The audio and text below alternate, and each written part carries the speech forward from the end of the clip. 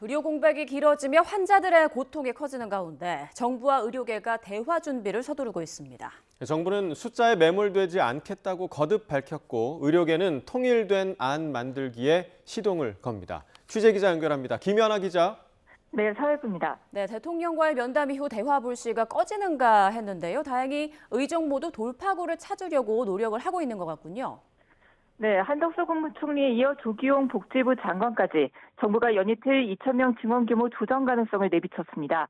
숫자에 매몰되지 않고 합리적이고 통일된 대안에 대해 논의하겠다고 밝혔습니다.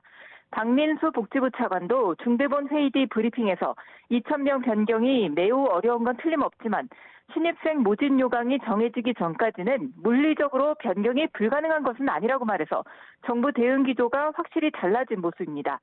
의협도 대화를 위해 적극 노력하고 있습니다.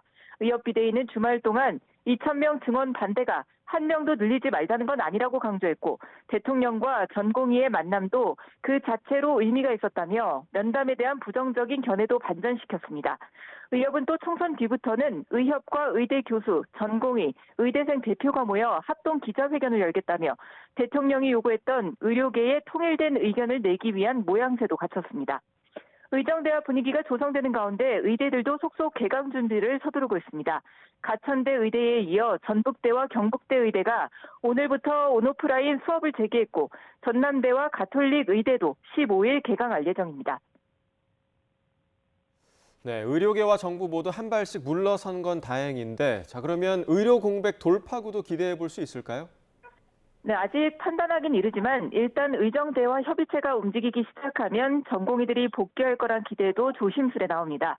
의료 공백 피해가 갈수록 커지는 것은 정부와 의협 모두의 큰 부담인데다 교수들이 전공의의 빈자리를 메우느라 과중한 업무를 견디고 있기 때문에 전공의들이 일단 환자 곁에 복귀해 진료를 어느 정도 정상화하면서 논의를 이어가는 게 시급한 상황이기도 합니다. 하지만 이건 대화가 좀 더 진전되어야 가능한 만큼 당장의 공백이 문제인데요. 중대본은 진료간호사 2,700명을 추가 투입하고 내일부터 요양기관 의약품이나 장기 복약 관리가 필요한 의약품은 검사 없이 재처방 받을 수 있게 한시적으로 허용한다고 밝혔습니다. 오늘 중대본에서는 실손보험 의료체계 개선에 대해서도 논의했는데요.